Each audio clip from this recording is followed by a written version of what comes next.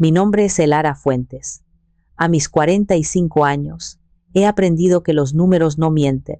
Son claros, precisos, absolutos. Cuentan una historia sin adornos ni sentimentalismos. 80 horas de trabajo a la semana equivalen a éxito. Una cartera de inversiones diversificada equivale a seguridad. $15,000, bueno, $15,000 equivalen a una guerra familiar. Y esa guerra comenzó, como suelen hacerlo, en la sala de mi propia casa, bajo la apariencia de una petición de amor. La llamada de mi hermano Amadeo llegó un martes por la tarde, interrumpiendo una conferencia telefónica con un cliente en Monterrey. Su voz, siempre con un matiz de urgencia que rara vez se justificaba, solicitaba una reunión familiar importante esa noche en mi casa.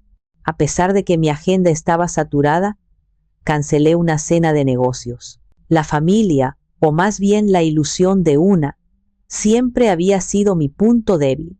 Un axioma no escrito en el libro de contabilidad de mi vida, que siempre resultaba en un balance negativo para mí. A las 8 en punto, estaban allí. Amadeo, con su aire de perpetua insatisfacción, como si el mundo le debiera un éxito que nunca se había molestado en ganar. Su esposa, mi cuñada Yadira, envuelta en una sonrisa tan dulce que podría causar caries. Un arma de manipulación que había perfeccionado a lo largo de los años. Y mi sobrina Calista, a punto de cumplir 15 años, con los ojos brillantes de una expectación que ya me resultaba familiar y peligrosamente costosa. Se acomodaron en mi sofá de cuero italiano, un sofá que Amadeo una vez describió durante una cena de Navidad como un gasto innecesario para una persona sola, una de sus muchas pullas diseñadas para recordarme mi supuesta soledad y, por extensión, mi supuesta obligación de compartir los frutos de esa soledad con ellos. Después de los saludos superficiales y los cumplidos vacíos sobre la decoración de mi apartamento, Yadira, sin perder tiempo, sacó una tablet y la conectó a mi pantalla de 65 pulgadas. Bueno, Elara, como sabes, se acerca el gran día de nuestra princesita, comenzó, su voz melosa, llenando el silencio. Y hemos estado trabajando en algo muy especial, algo que sabemos que te emocionará tanto como a nosotros. En la pantalla apareció una presentación de PowerPoint con un título en letras rosas y brillantes, con destellos animados, El sueño de 15 de Calista. Diapositiva tras diapositiva, desfilaron imágenes de salones de fiesta palaciegos, vestidos de diseñador que parecían merengues de seda, invitaciones grabadas con detalles en oro y menús de catering que harían palidecer a una boda real. Cada imagen iba acompañada de un presupuesto meticulosamente detallado. Mis ojos, entrenados para escanear cifras y encontrar discrepancias, sumaron los totales casi por instinto. Salón Hacienda Los Reyes, $5. Banquete para 200 invitados a $30 por cabeza, $6. Vestido de diseñador, casa de novias esplendor y accesorios, $2.5. Música, flores, fotógrafo, coreógrafo para el vals. La cifra final apareció en la última diapositiva, parpadeando como una bomba de tiempo. $15. Un silencio pesado cayó sobre la habitación, solo roto por el suave zumbido del aire acondicionado. Calista me miraba con la adoración de un cachorro esperando un premio, una mirada que había aprendido a la perfección de su madre. Amadeo tenía los brazos cruzados, con una expresión que pretendía ser de apoyo paternal, pero que en realidad era de pura y dura exigencia. Yadira, la directora de orquesta, la autora intelectual de esta emboscada financiera, dio el golpe de gracia. Mientras ellos hablaban, mi mente no estaba allí. Estaba a kilómetros y años de distancia, en la fría y estéril habitación de un hospital. Veía el rostro pálido de mi madre, sus ojos, antes tan llenos de vida, ahora nublados por el dolor y la morfina. Sentía el apretón débil pero insistente de su mano sobre la mía. Sus últimas palabras, susurradas con el último aliento que le quedaba, resonaron en mi cabeza con la claridad de una campana en un funeral. Cuida a tu hermano, Elara, me había dicho. Su voz un hilo frágil. Él no es tan fuerte como tú. Es un buen hombre, pero impulsivo. Se deja llevar. Prométeme que siempre lo apoyarás, que velarás por él. Yo, con los ojos anegados en lágrimas y el corazón hecho pedazos, asentí. Te lo prometo, mamá. Siempre. Esa promesa se había convertido en mi ancla y en mi cadena. Era la razón por la que había pagado sus deudas de juego, la razón por la que había financiado el enganche de su casa, la razón por la que cada Navidad y cumpleaños de mis sobrinos parecían una competencia para ver cuán generosa podía ser la tía rica. Era la razón por la que estaba sentada allí, mirando una cifra absurda en una pantalla, sintiendo el peso de una obligación que no me correspondía. Yadira se inclinó hacia adelante, su sonrisa ahora compasiva, casi maternal, un gesto calculado para ablandarme. Y como su madrina, Elara, sabemos que no dudarás en cumplir el sueño de tu única ahijada. Al fin y al cabo, dijo, y su voz bajó a un susurro cargado de significado. Es tu deber. La palabra deber aterrizó en mi pecho como una piedra. No era el deber de una madrina, era el deber que le había jurado a una mujer moribunda. Y ellos, de alguna manera, lo sabían. Sabían que esa era la palabra mágica, la llave que abría la caja fuerte de mi culpa y mi generosidad. Asentí lentamente, no porque estuviera de acuerdo, sino porque la imagen de mi madre me impedía gritar. La reunión había terminado. La sentencia había sido dictada. El eco de sus voces satisfechas se desvaneció cuando cerré la puerta tras ellos, pero el peso de sus expectativas se quedó, asfixiante, en el aire de mi sala perfectamente ordenada. Me serví una copa de vino, un Rioja Reserva que había estado guardando para una ocasión especial, aunque esto se sentía más como un velorio para mi cuenta bancaria y mi menguante autoestima. Mientras el líquido oscuro se arremolinaba en la copa, mi mente hizo lo que mejor sabía hacer: buscar patrones, conectar puntos, analizar el historial de transacciones, y el historial con mi hermano era un libro de contabilidad escrito enteramente en tinta roja, pagado con mi sudor y mis sacrificios. Mi mente viajó 5 años atrás, a una noche lluviosa de noviembre. Eran las 2 de la madrugada de un jueves, cuando mi teléfono sonó, su vibración en la mesita de noche un presagio de problemas. Era Amadeo, su voz un susurro aterrorizado. Elara, necesito ayuda. Tuve un pequeño accidente. El pequeño accidente había sido un choque por detrás contra un BMW nuevo en un semáforo. La culpa, admitió a regañadientes, era enteramente suya. Se había distraído con el teléfono. El seguro no le cubría todo y el dueño del otro coche, un abogado con cara de pocos amigos, amenazaba con demandar. Por favor, hermanita, no le digas a Yadira. Se pondrá como loca con el gasto. Te juro por la memoria de mamá que te lo devuelvo cada centavo en cuanto me recupere. La mención de mi madre fue el golpe bajo. Como siempre, cedí. Al día siguiente, le transferí $2,000 para cubrir la reparación. El alivio en su voz fue inmenso. La promesa de pagarme, ferviente. Nunca volví a ver ese dinero. Durante los primeros meses, le preguntaba con delicadeza. Su respuesta era siempre la misma, una variación de la misma excusa. Claro, hermanita, en cuanto me ponga al día con la tarjeta de crédito, justo ahora estamos un poco apretados con la colegiatura de los niños. Después de un tiempo, las excusas se transformaron en una especie de indignación ofendida. ¿De verdad vamos a hablar de dinero, Elara? Somos familia. El dinero no debería importar entre nosotros. Dejé de preguntar. Los $2,000 se convirtieron en el precio silencioso de la paz familiar. Una paz que, ahora me daba cuenta, siempre pagaba yo. El vino no lograba calmar la creciente sensación de amargura. Me levanté y caminé hacia el estudio, donde guardaba algunos álbumes de fotos en un viejo baúl de madera. Encontré una foto de Calista en su 10º cumpleaños. Estaba sonriendo, sosteniendo la caja de un iPad Pro que yo le había regalado.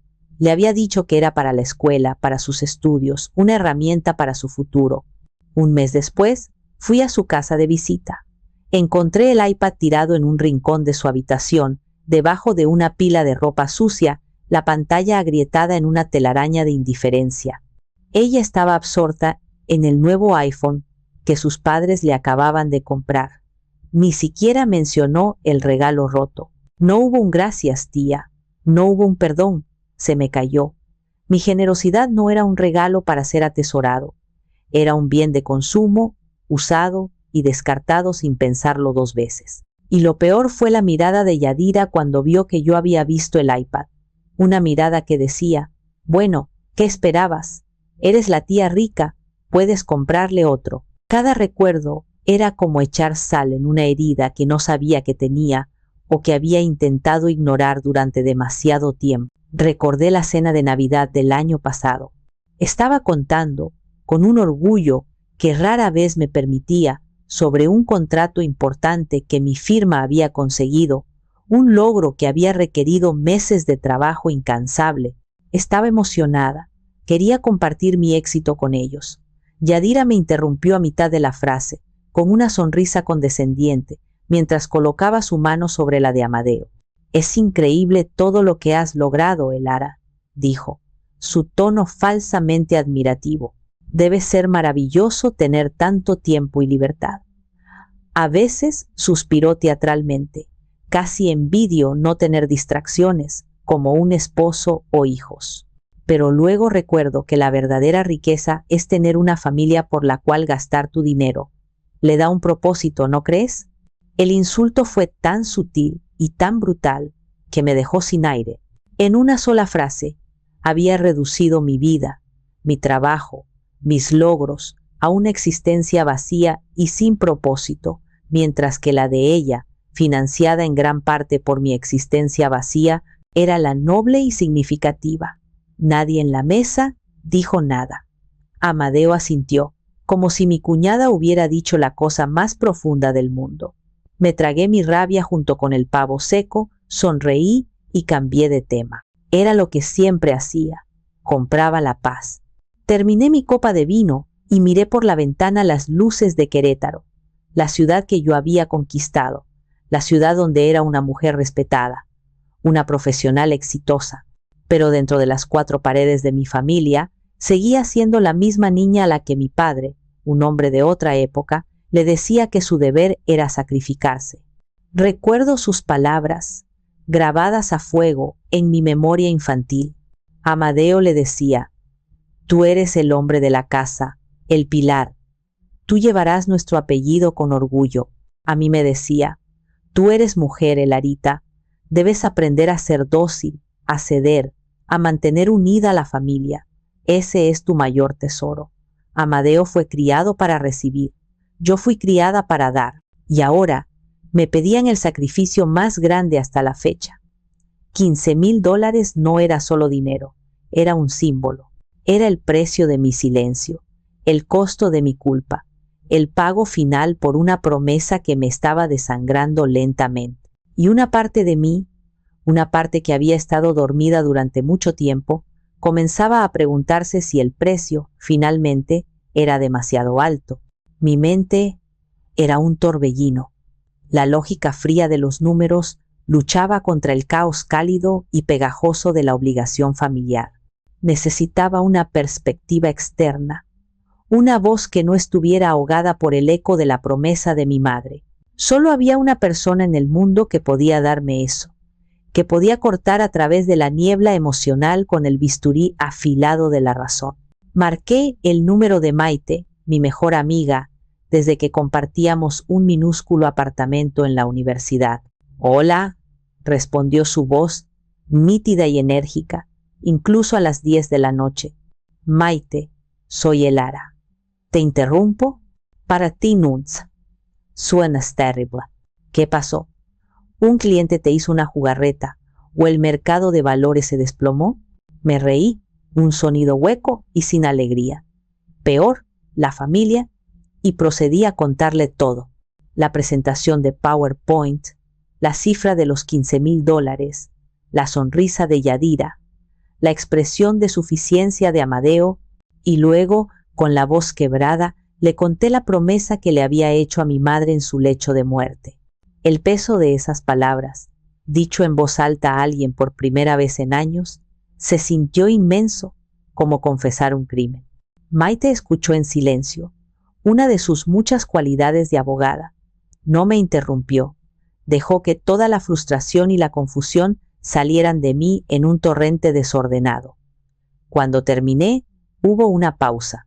Podía imaginarla al otro lado de la línea, con el ceño fruncido, procesando, analizando, preparando su argumento final como si fuera para un juez. «Elara», dijo finalmente, y su tono no era de simpatía, sino de una claridad cortante como un diamante. «Tu madre era una mujer maravillosa y te pidió que apoyaras a tu hermano». Apoyar, Elara. Apoyar. No financiar los delirios de grandeza de su esposa y su hija malcriada.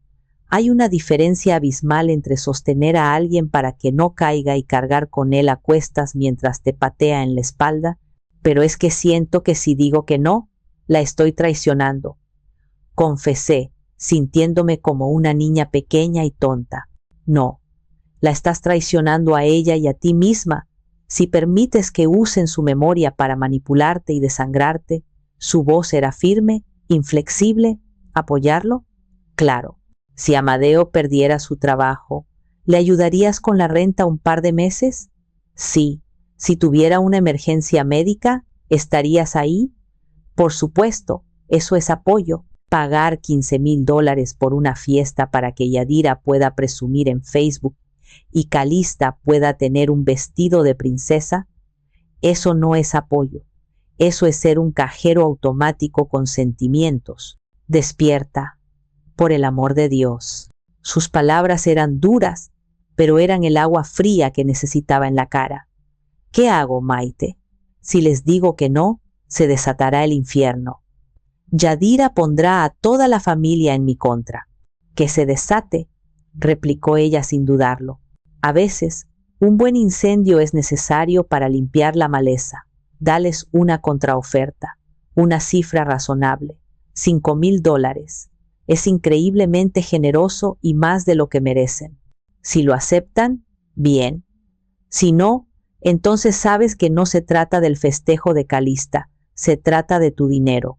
Y punto.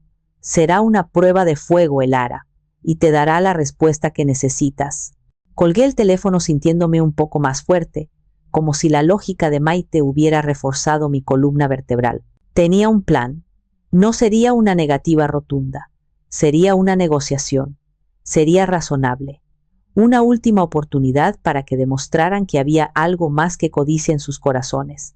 2 días después, los invité a cenar a un restaurante discreto en el centro, un lugar con manteles blancos y luz tenue. Quería un terreno neutral, un lugar donde Yadira no pudiera montar una de sus escenas dramáticas. Llegaron sonrientes, asumiendo que la cena era para celebrar y afinar los detalles de su plan.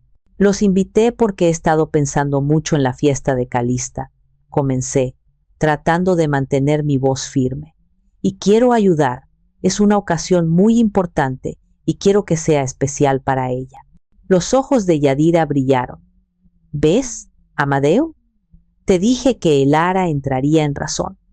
Ella sabe lo que es la familia. Ignoré su comentario y continué. $15,000 es una cifra muy elevada y francamente un poco excesiva. Pero quiero contribuir de una manera significativa. He decidido regalarles $5,000 para la fiesta. Pueden usarlos como mejor les parezca. La sonrisa de Yadira se congeló en su rostro. Se derritió como cera barata. Amadeo frunció el ceño, una arruga de confusión y enfado apareciendo entre sus cejas. Calista, que había estado mirando su teléfono, levantó la vista por primera vez, con una expresión de incredulidad. ¿5,000? Repitió Amadeo, como si hubiera dicho una mala palabra. ¿Estás bromeando? El presupuesto es de 15.000. ¿Qué se supone que hagamos con 5.000? Bueno, pueden ajustar el presupuesto, sugerí calmadamente. Quizás un salón más modesto o menos invitados. Sigue siendo una fiesta muy hermosa con esa cantidad. $5.000 es mucho dinero. Fue Yadira quien explotó primero, aunque su explosión fue controlada, una implosión de dulzura venenosa. Se inclinó sobre la mesa, su voz un siseo bajo y peligroso. Elara, no creo que entiendas. No se trata de tener una fiesta hermosa, se trata de darle a Calista el sueño que se merece, el sueño que todas sus amigas van a tener. ¿Cómo le explico que su madrina, que podría pagar eso y 10 veces más, sin pestañear, decidió que ella no valía el esfuerzo completo? No es cuestión de valer, Yadira. Es cuestión de ser razonables y de no despilfarrar el dinero. Razonable no crea recuerdos mágicos, siseó. Y como si fuera una señal, Calista comenzó a sollozar en silencio, unas lágrimas perfectas, rodando por sus mejillas perfectamente maquilladas, una actuación digna de un Oscar. Amadeo me miró con una profunda decepción, un arma que siempre había sido efectiva conmigo. No puedo creer que nos hagas esto, Elara. Después de todo, mamá estaría tan avergonzada de ti. Ese fue el golpe bajo, el golpe final. Usar a mi madre, mi promesa, mi dolor, para extorsionarme por una fiesta. La cena terminó en un silencio gélido. Se fueron sin despedirse, dejándome sola con la cuenta en la mano. Y en ese momento, mientras el mesero se acercaba a mi mesa, sentí no la culpa que esperaban que sintiera, sino una rabia fría y clara que comenzaba a arder en mi interior. La negociación había fallado. La prueba de fuego había dado su veredicto. No se trataba de Calista, no se trataba de un sueño, se trataba de mi dinero. La guerra, al parecer, era inevitable. Los días que siguieron a esa desastrosa cena fueron una campaña de guerra psicológica en toda regla. No hubo gritos ni confrontaciones directas. Oh, no. Mi familia era mucho más sofisticada que eso. Lo suyo era el arte de la manipulación emocional, una táctica de desgaste diseñada para erosionar mi resolución hasta que no quedara más que un montón de culpa y una chequera abierta. La primera oleada de ataques vino de mi cuñada, Yadira. Su método era el bombardeo de imágenes y mensajes pasivo-agresivos. Mi WhatsApp se inundó de fotos. Calista probándose un vestido de princesa que costaba una fortuna, con lágrimas fingidas en los ojos. El mensaje que acompañaba la foto decía: «Se veía tan feliz, lástima que no podremos comprarlo. Le dije que a veces los sueños no se cumplen, pobrecita». Luego, fotos de lujosos salones de baile, enviadas sin texto, solo para que yo viera lo que estaban perdiendo. Era un goteo constante de recordatorios de lo que le estaba negando a mi sobrina. Cada imagen era una acusación silenciosa. «Mira esta felicidad que estás destruyendo». Cuando vio que las imágenes no surtían el efecto deseado, cambió de táctica. Pasó a la ofensiva de los aliados. Fue entonces cuando mi tía Aníbal me llamó. La tía Aníbal era la hermana mayor de mi padre, la matriarca no oficial de la familia, una mujer cuya opinión, aunque a menudo anticuada, todavía tenía peso. Elarita, mi hija, comenzó con esa voz que usaba para asuntos serios y sermones. Me contó Yadira, pobrecita, está desconsolada. Me dijo que andan con unos problemitas por los 15 de la niña. Hola, tía. No son problemas, solo un desacuerdo sobre el presupuesto, respondí, tratando de sonar neutral. Ay, mija, pero ¿qué es el dinero cuando se trata de la familia? Es la única sobrina que tienes. Solo cumple 15 años una vez. En mis tiempos, hacíamos hasta lo imposible por darles a nuestros hijos lo que soñaban. Es una tradición, un recuerdo para toda la vida. No dejes que unos pesos se interpongan en la felicidad de esa criatura. Además, añadió, bajando la voz como si compartiera un secreto de Estado, es tu deber como madrina, un deber sagrado. Cuando aceptaste aceptaste la responsabilidad. Colgué el teléfono sintiendo náuseas. Habían reclasado a la artillería pesada. La palabra deber otra vez, ahora santificada por la tradición. Después de la tía Aníbal, vinieron las primas, una tras otra, como un escuadrón de fusilamiento telefónico, todas con el mismo discurso aprendido de memoria sobre la importancia de la familia, sobre cómo yo, al no tener mis propias cargas, léase, esposo e hijos, debía ayudar a los que sí las tenían. Me sentí acorralada, juzgada por un tribunal familiar del que yo era la única acusada. En medio de este asedio, hubo un momento de falsa esperanza. Una tarde, Amadeo apareció en mi oficina sin avisar. Se veía cansado, casi derrotado. Por un instante, pensé que venía a disculparse, a ser razonable. Elara dijo, sentándose frente a mi escritorio y dejando escapar un largo suspiro. Esto se nos ha ido de las manos. Yadira está muy afectada. Calista no para de llorar. La casa es un funeral. Yo también estoy afectada, Amadeo. Siento que me están extorsionando y manipulando.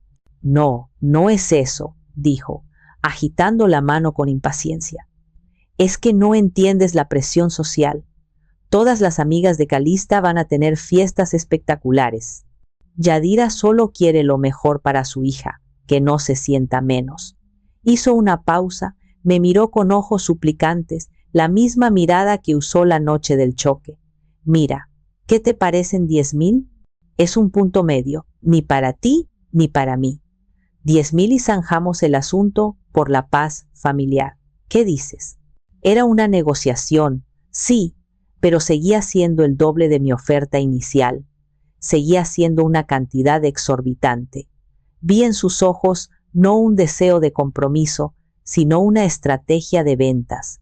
Bajar el precio para conseguir algo, en lugar de nada. Y la mención de la paz familiar fue lo que me endureció. Su paz siempre tenía mi precio. Mi oferta sigue siendo 5,000, Amadeo, dije, mi voz más firme de lo que me sentía. Es una cantidad increíblemente generosa y más que suficiente para una fiesta maravillosa. Su rostro se ensombreció. La máscara del hermano conciliador se cayó, revelando la misma frustración y derecho que había visto en el restaurante. No puedo creer lo terca y egoísta que eres, masculló, poniéndose de pie. Por un poco de dinero, estás dispuesta a romper esta familia. Se levantó y se fue, dando un portazo que hizo vibrar el cristal de mi oficina. La esperanza se desvaneció, reemplazada por una resignación helada. No querían un compromiso, querían una victoria, querían que yo capitulara. Y yo, por primera vez en mi vida, estaba empezando a cansarme de rendirme. Estaba cansada de comprar una paz que nunca era realmente pacífica, solo silenciosa. Y en ese silencio podía oír el sonido de mi propia dignidad haciéndose añicos. La llamada de Maite esa noche fue como un faro en la niebla. Le conté la visita de Amadeo, la llamada de mi tía, el bombardeo de fotos.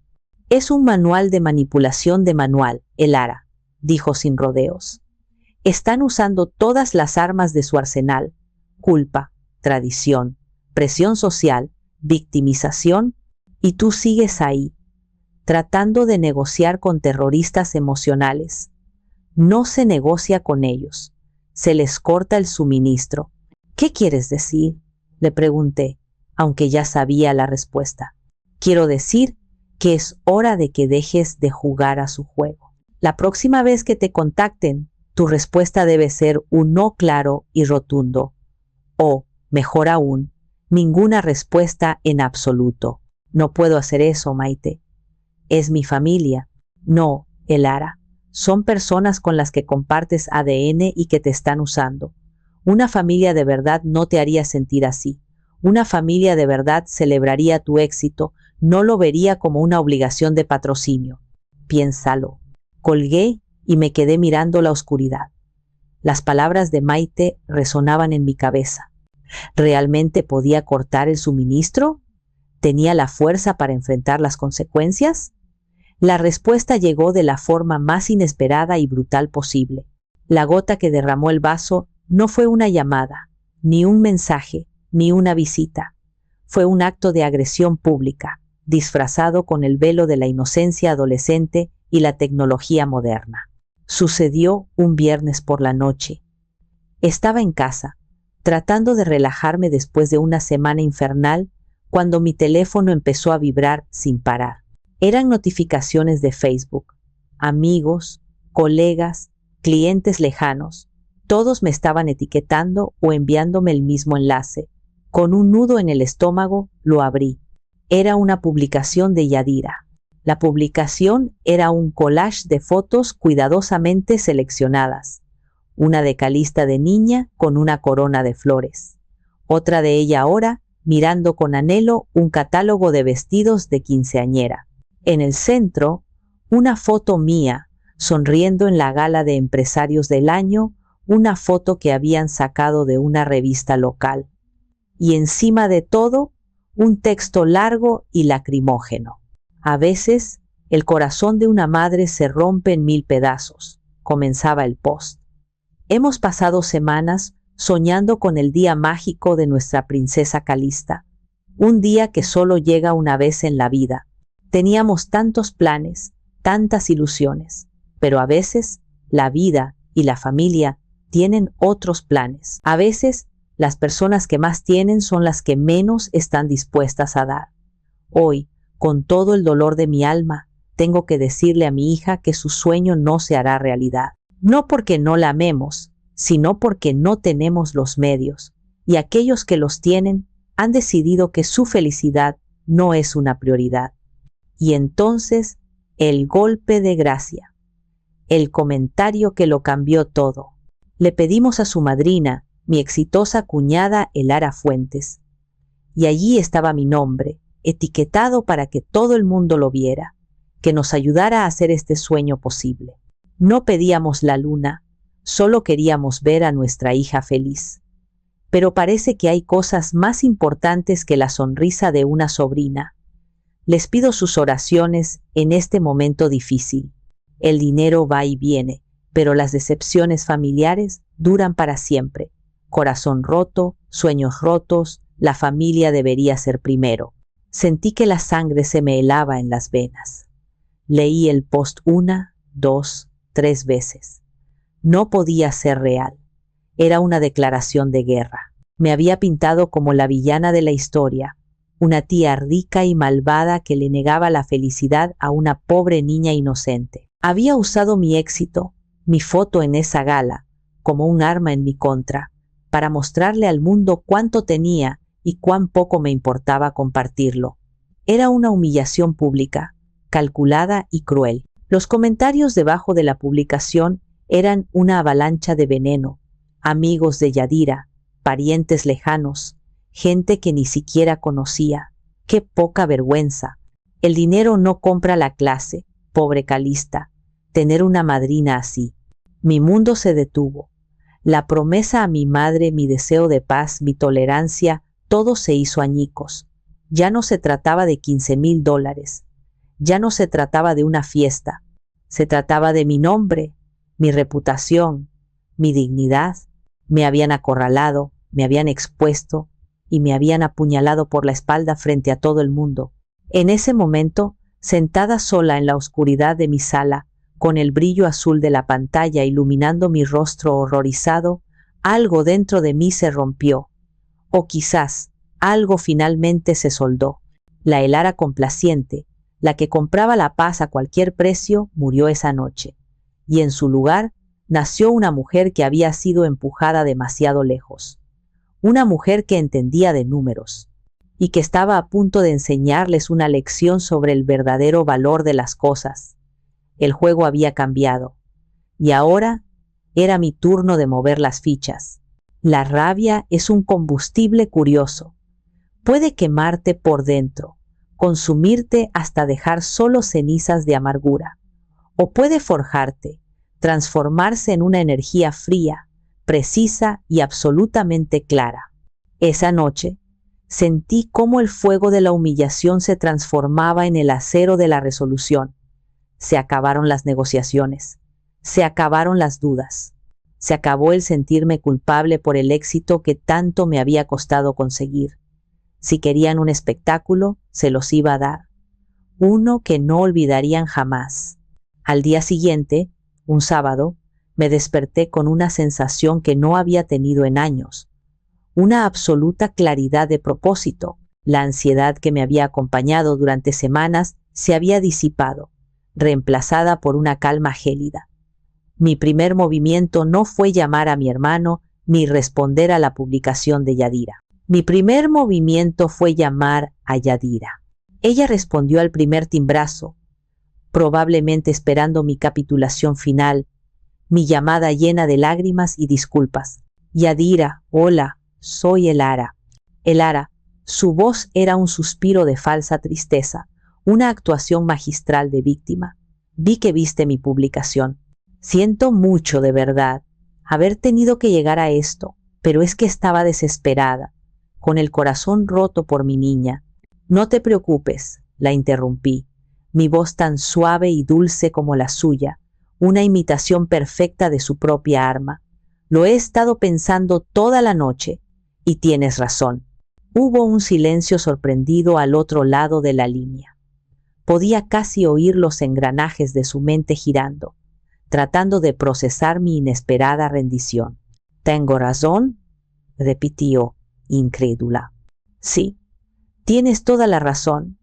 Calista solo cumple 15 años una vez. Es un momento único. Y mi promesa a mi madre, bueno, es lo más importante. Olvida todo lo que dije. Haremos la fiesta completa, los 15,000. De hecho, añadí, saboreando cada palabra como si fuera un vino caro, hagámoslo a lo grande. Si hay algo más que necesiten, solo díganlo. El cielo es el límite. El grito de alegría de Yadira casi me rompe el tímpano. Pude oírla llamando a Amadeo y a Calista, su voz llena de triunfo. Dijo que sí, Elara dijo que sí a todo. Les dije que funcionaría. Escuché sus vítores de fondo, la celebración de su victoria. Hay una sola condición, dije, interrumpiendo su fiesta privada. Lo que sea, Elara, lo que sea. Sabía que recapacitarías. Para evitar complicaciones y transferencias, y para que ustedes no se estresen con los pagos, mándenme todas las facturas, todos los contratos, todos los presupuestos. Yo me encargaré de contactar a cada proveedor y pagarles directamente. Así ustedes solo se preocupan por disfrutar y por los detalles divertidos. ¿Te parece? Eres un ángel, Elara. Un verdadero ángel caído del cielo, exclamó Yadira, completamente ajena a la ironía de sus palabras. Te mando todo ahora mismo.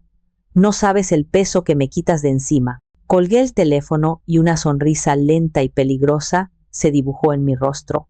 El anzuelo había sido mordido. La trampa estaba puesta. Ahora solo tenía que esperar. La siguiente llamada fue a mi agente de viajes de lujo, un hombre llamado Ricardo que se especializaba en cumplir caprichos y guardar secretos. Ricardo, habla Elara Fuentes. Necesito un favor y lo necesito rápido. Señorita Fuentes, siempre un placer. ¿Qué tiene en mente?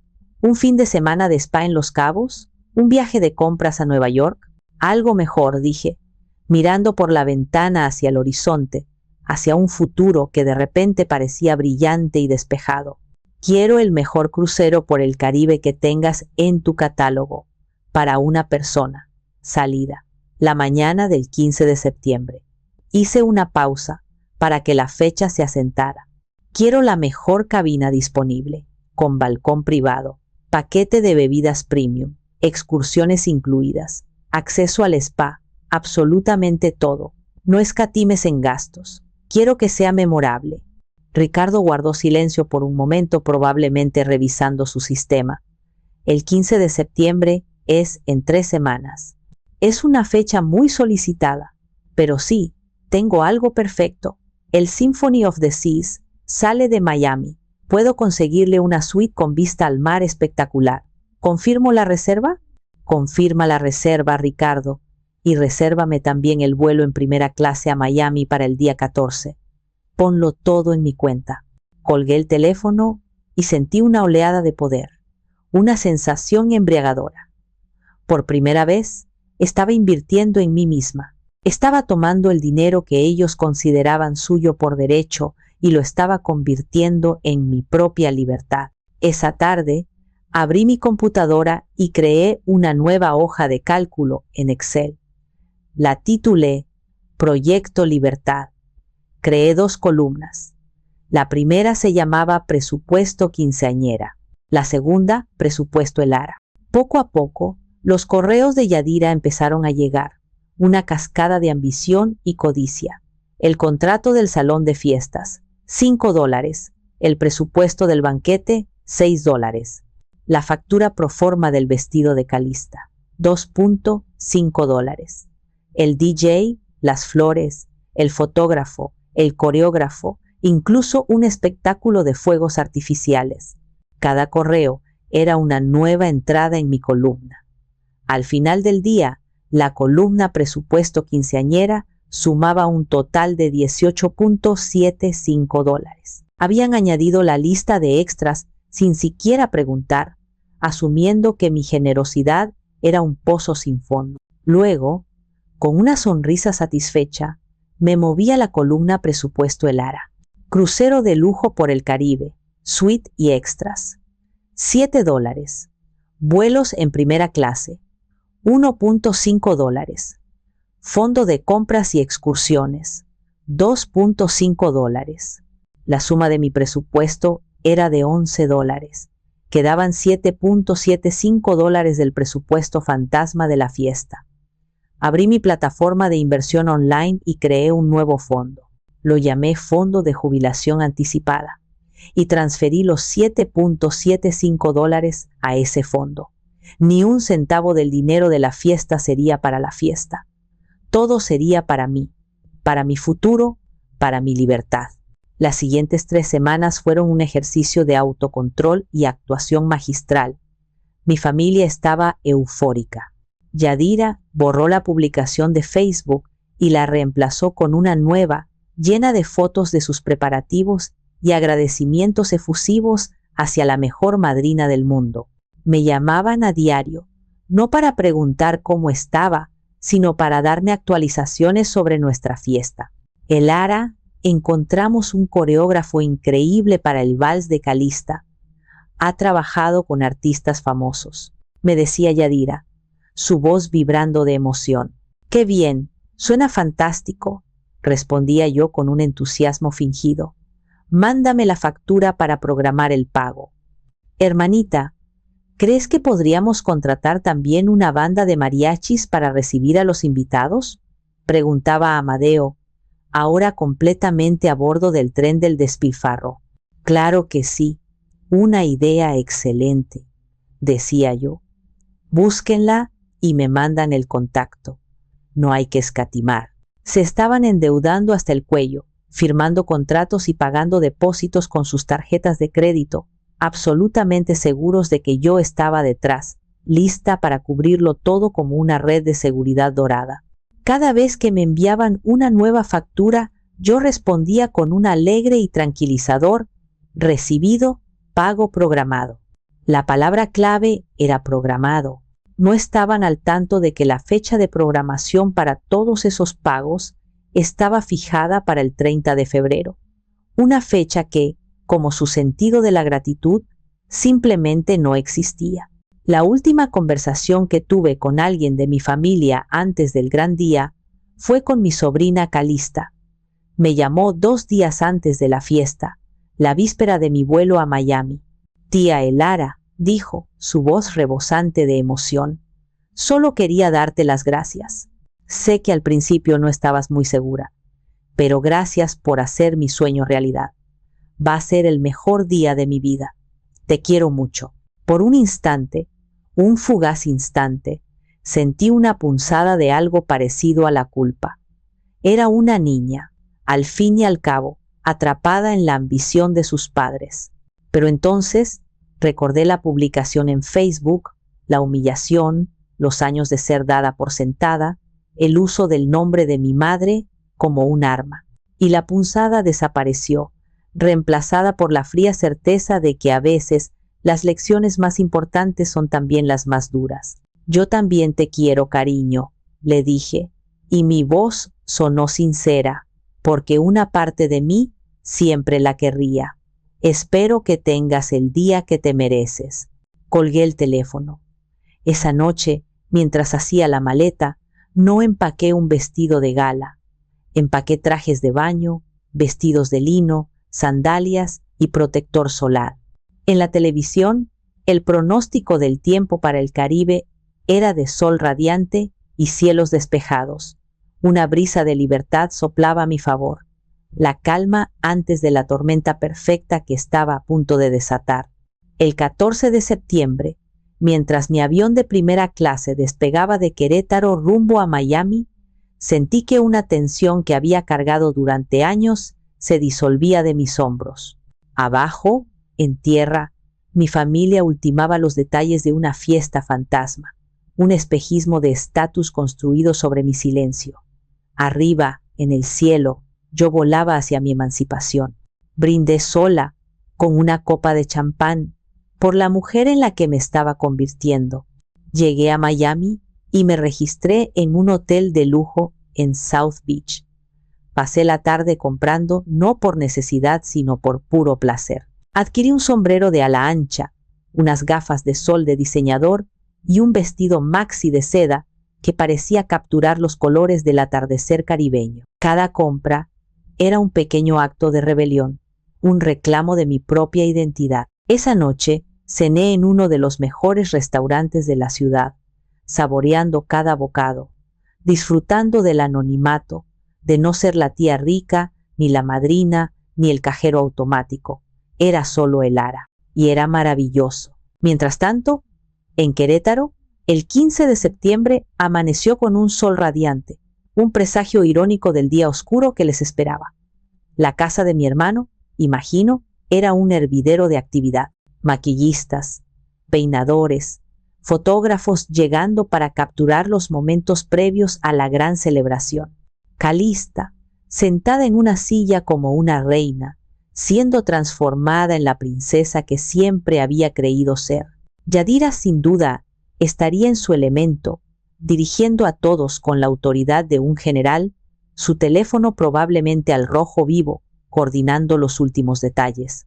Mi mañana fue considerablemente más tranquila. Desperté con el sonido de las olas, tomé un desayuno ligero con fruta fresca y café en mi balcón con vistas al océano, y luego un taxi me llevó al puerto de Miami.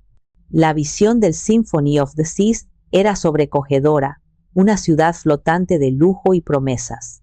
Realicé el check-in, subí a bordo y encontré mi suite.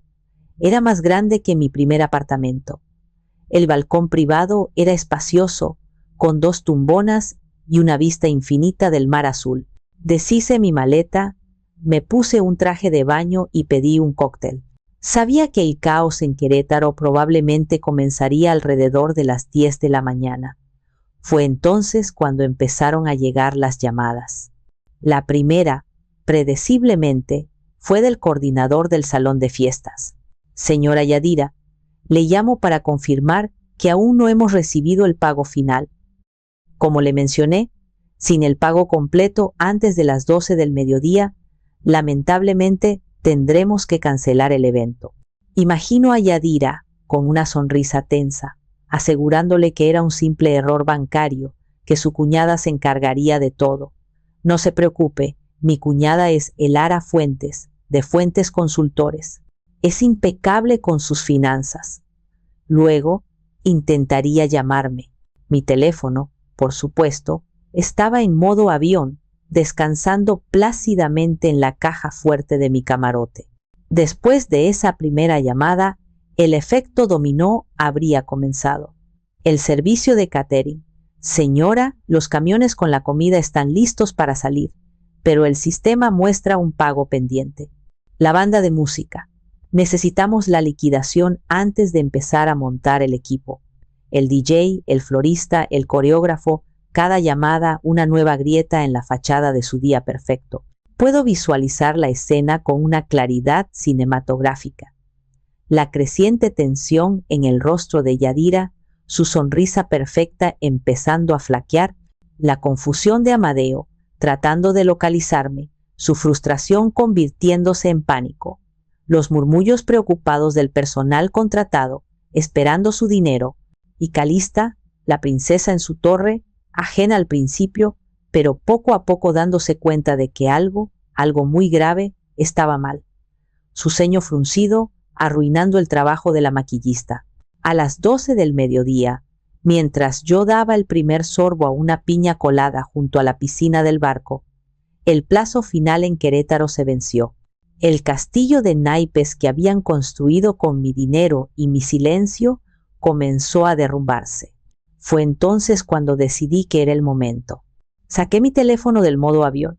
Tenía docenas de llamadas perdidas y una avalancha de mensajes de texto frenéticos de Amadeo y Yadira. Los ignoré.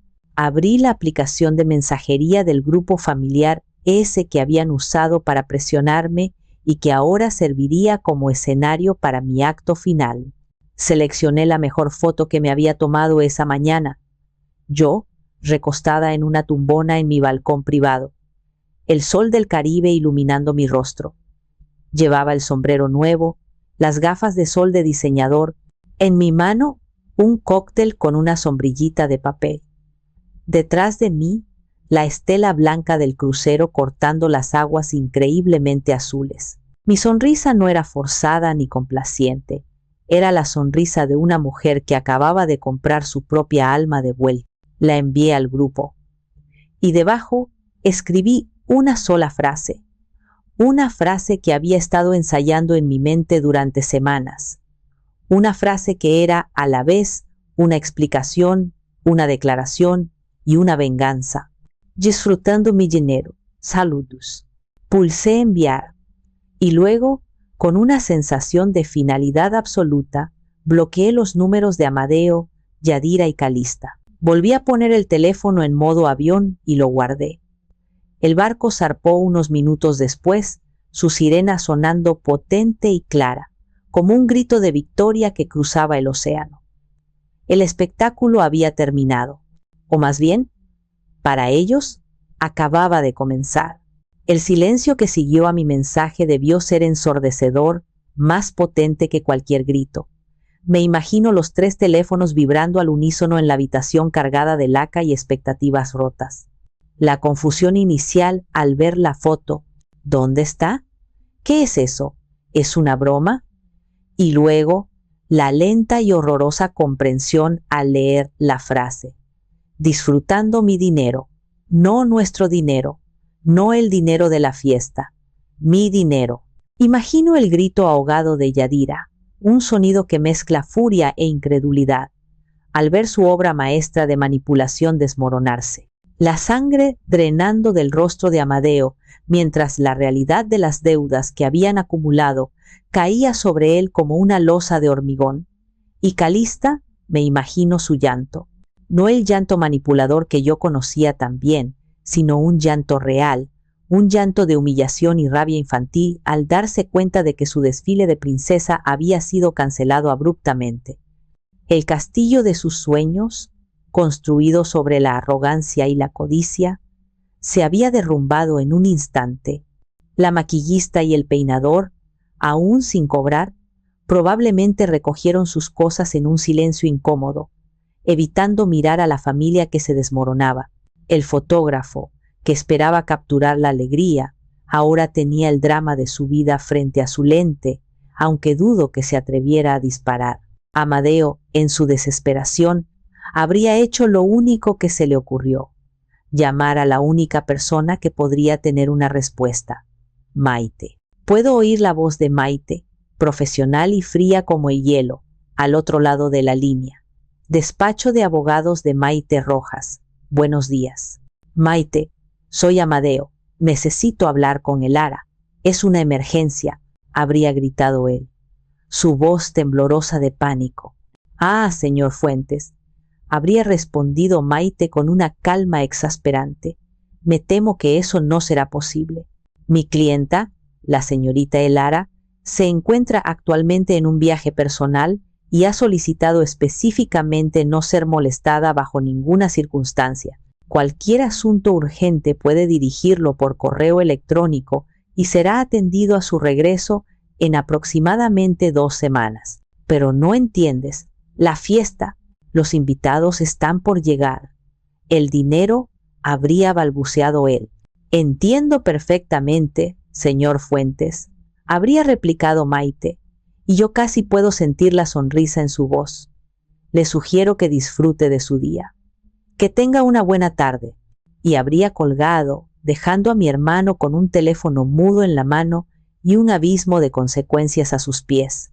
La tarea más terrible habría recaído en Yadira. La arquitecta del sueño ahora tenía que ser la mensajera de la pesadilla. Tenía que empezar a hacer las llamadas. Llamar a los 200 invitados, uno por uno, para cancelar. ¿Qué excusa daría? Se pospone la fiesta por una emergencia familiar repentina. Una excusa tan transparente que solo invitaría a más preguntas, a más chismes, pero la verdad, como siempre, es más rápida y cruel que cualquier mentira. Los proveedores, furiosos por no haber cobrado, no tendrían reparos en contar su versión de la historia a quien quisiera escuchar. La noticia se extendería como un reguero de pólvora por los círculos sociales de Querétaro. La historia de la gran quinceañera que nunca fue. La historia de la familia Fuentes, que quiso montar un espectáculo que no podía pagar a costa de una pariente a la que creían poder manipular. La quinceañera de ensueño se había convertido en la humillación del año. Mientras todo esto sucedía, yo estaba a cientos de kilómetros de distancia, en un mundo diferente. El sol del Caribe calentaba mi piel. El ritmo suave del barco era un arrullo constante. Participé en una clase de cata de vinos, probando variedades de todo el mundo. Leí una novela que había estado en mi mesita de noche durante meses sin interrupciones. Por la noche, me puse el vestido de seda que había comprado en Miami y cené en el restaurante del capitán, rodeada de extraños, sintiéndome más yo misma que nunca. No sentía ni una onza de culpa. La culpa había sido el veneno que me habían administrado durante años, y finalmente había encontrado el antídoto, el respeto propio. Lo que sentía era una profunda, inmensa y abrumadora sensación de paz. La paz que viene de reclamar tu propia vida. Pensé en mi madre, en su promesa, y me di cuenta de que no la había roto, la había honrado. Ella me pidió que cuidara de mi hermano, que velara por él porque no era fuerte, y eso era exactamente lo que estaba haciendo. Le estaba dando la oportunidad de aprender a ser fuerte, de aprender que las acciones tienen consecuencias, de aprender que el respeto no se exige, se gana. Estaba cuidando su carácter, su alma, de una manera que el dinero nunca podría. Le estaba enseñando una lección que, esperaba, lo convertiría en un hombre mejor. Esa noche, me paré en mi balcón privado, mirando la inmensidad del océano oscuro, salpicado por el reflejo de millones de estrellas. El aire salado llenaba mis pulmones, y por primera vez en mucho, mucho tiempo, respiré hondo y me sentí verdaderamente libre. El resto del crucero fue una revelación. Cada amanecer sobre el mar era como una página en blanco. Visité ruinas mayas en Cozumel, nadé con tortugas marinas en Gran Caimán, paseé por las coloridas calles de Jamaica. Cada experiencia era un recordatorio de que había un mundo entero más allá de las pequeñas y asfixiantes demandas de mi familia. Un mundo donde mi valor no se medía por mi capacidad para firmar un cheque. Me di cuenta de cuánto de mi vida había puesto en pausa, viajes que había pospuesto, hobbies que había abandonado, amistades que había descuidado, todo para estar disponible para la próxima crisis fabricada por mi hermano y mi cuñada. Me había convertido en la red de seguridad de sus malas decisiones financieras y su irresponsabilidad emocional, y al hacerlo, me había negado a mí misma una vida propia. En el spa del barco, mientras una masajista experta deshacía nudos de tensión que llevaban años en mis hombros, tuve una epifanía. La promesa a mi madre no era una sentencia de por vida para ser la proveedora de Amadeo. Era una petición de amor nacida del miedo de una madre por su hijo más débil. Pero el amor no puede ser una calle de un solo sentido. El amor, para ser real, debe incluir el respeto, y ellos no me habían respetado. Habían confundido mi amor y mi lealtad con debilidad y obligación. Comencé a pensar en el futuro, no en su futuro, sino en el mío. ¿Qué quería hacer el Lara Fuentes con el resto de su vida? La idea del fondo de jubilación anticipada, que había creado casi como una broma, de repente se sintió muy real. ¿Por qué no? Tenía los medios, la inteligencia, podía vender mi firma en unos años, dedicarme a viajar, a aprender a pintar, a ser voluntaria en una causa que me apasionara. Las posibilidades eran infinitas, ahora que había eliminado el mayor gasto de mi vida, el costo emocional y financiero de mantener a flote a mi familia. Cuando el crucero atracó de nuevo en Miami, yo era una mujer diferente a la que había embarcado 2 semanas antes. Estaba más relajada, más bronceada, pero sobre todo estaba más segura. El muro de culpa que me había rodeado durante tanto tiempo se había derrumbado. A mi regreso a Querétaro, el silencio de mi familia fue la confirmación más ruidosa de que mi mensaje había sido recibido. No hubo llamadas, no hubo mensajes. Era como si hubiera dejado de existir para ellos. Y para mi sorpresa, me sentí aliviada. El silencio era pacífico. Maite me puso al día. La historia se había convertido en una leyenda urbana en nuestros círculos. Algunos me pintaban como una heroína, una mujer que se había atrevido a decir basta. Otros, los amigos leales de Yadira, me susurraban como la cuñada monstruosa. No me importaba. Las opiniones de los demás habían dejado de tener poder sobre mí. Maite me contó que Amadeo y Yadira estaban en serios problemas financieros. Habían tenido que vender el coche nuevo de Yadira para pagar los depósitos no reembolsables y las penalizaciones de los contratos cancelados. Se rumoreaba que estaban pidiendo dinero prestado a otros parientes. Sin mucho éxito, Calista aparentemente se había negado a ir a la escuela durante una semana por la vergüenza. Bien hecho, me dijo Maite durante un café. Les diste una dosis de realidad que necesitaban desesperadamente. No lo hice por ellos, Maite. Lo hice por mí. Esa es la mejor razón de todas, sonrió ella. Pasó un mes de bendita tranquilidad. Me sumergí en mi trabajo con una energía renovada.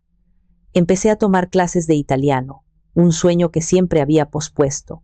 Reorganicé mi testamento, dejando una parte sustancial a una organización benéfica que apoyaba la educación de niñas de bajos recursos. Estaba construyendo mi vida, mi legado, en mis propios términos, y entonces, una tarde de sábado sonó el timbre. No esperaba a nadie. Miré por la mirilla y mi corazón dio un vuelco. Era Amadeo, solo. Dudé un momento antes de abrir. Se veía diferente, más viejo, más delgado. La arrogancia habitual en su postura había desaparecido, reemplazada por una especie de cansancio que le encorvaba los hombros. No llevaba la ropa de marca que Yadira siempre le hacía comprar. Llevaba unos vaqueros gastados y una camisa sencilla. «Hola, Lara», dijo en voz baja, sin mirarme a los ojos. «Amadeo, ¿puedo pasar un momento?» Asentí y me hice a un lado. Entró y se quedó de pie en medio de mi sala, mirando a su alrededor como si nunca hubiera estado allí antes. «Siéntate», le ofrecí, señalando el sofá. Se sentó en el borde, con las manos entrelazadas entre las rodillas. El silencio se alargó, incómodo. Finalmente, levantó la vista y vi en sus ojos algo que no había visto en décadas. Vulnerabilidad. «He venido a...» comenzó, y su voz se quebró. Se aclaró la garganta y lo intentó de nuevo. «He venido a pedirte perdón». Me quedé quieta, esperando. «Fui un idiota, Lara. Un completo idiota y un mal hermano. Te di por sentada. Vi tu éxito no como algo para celebrar, sino como algo que me pertenecía, que podía usar. Fui débil y arrogante y te lastimé. Las palabras eran las correctas, pero yo era una experta en detectar mentiras. Busqué en su rostro alguna señal de la manipulación de siempre. No la encontré. Yadira, ella también lo siente. Está devastada. Y Calista, bueno, ha aprendido una lección muy dura sobre el valor de las cosas, sobre todo el valor de las personas. Hizo una pausa, tragando saliva. Estamos ahogados en deudas, Elara. Las tarjetas de crédito están al límite. Estamos pensando en vender la casa. No te pido que nos saques de esto. Ya no. Solo quería que supieras que lo siento. Y que entiendo por qué lo hiciste. Lo miré a mi hermano mayor, el que se suponía que debía protegerme, ahora reducido a esto. Y por primera vez no sentí rabia. No sentí el triunfo de la venganza. Sentí una profunda y abrumadora tristeza. Por él, por mí, por la familia que podríamos haber sido. Me acerqué a la ventana, dándole la espalda. Vi el atardecer pintando el cielo de tonos naranjas y morados. Pensé en mi madre, en su promesa. Cuida a tu hermano. ¿Qué significaba cuidar de él ahora? ¿Significaba dejarlo enfrentar las consecuencias hasta el final? ¿O significaba ofrecerle una mano, no como un cajero automático, sino como una hermana? No le di una respuesta ese día. Le dije que necesitaba pensar. Se fue en silencio, asintiendo, como un hombre que sabe que no tiene derecho a exigir nada. Me dijo que esperaría mi llamada. Maite, mi ancla a la realidad, insiste en que si cedo ahora, si pago sus deudas, nada habrá cambiado, que solo estaré enseñándoles que después de la tormenta siempre saldrá el sol de mi chequera. Y tiene razón. Lógicamente, tiene toda la razón. Sería como darle un trago a un alcohólico para celebrar su primer día de sobriedad, me dijo. Pero luego recuerdo su rostro en mi sala, el rostro de mi hermano, despojado de su arrogancia, y una parte de mí, esa parte que todavía recuerda al niño con el que construía fuertes de sábanas, se pregunta si la gente realmente puede cambiar. Si una lección tan brutal es suficiente para reescribir una vida de derechos adquiridos. Así que aquí estoy, con esta decisión en mis manos. He recuperado mi dinero, mi tiempo, mi dignidad. He ganado la guerra. La pregunta ahora es qué hacer con la paz. La paz para mí y quizás la posibilidad de una paz diferente para ellos. Y por eso les cuento mi historia. Porque necesito una perspectiva que no sea la mía, que no esté teñida por años de recuerdos y dolor. Él dice que ha aprendido la lección. Mi amiga dice que es un riesgo que no vale la pena correr. Yo ya no lo sé. ¿Hice lo correcto desde el principio? ¿Mi venganza fue justa o fue demasiado lejos? ¿Y debería ayudarlo una última vez?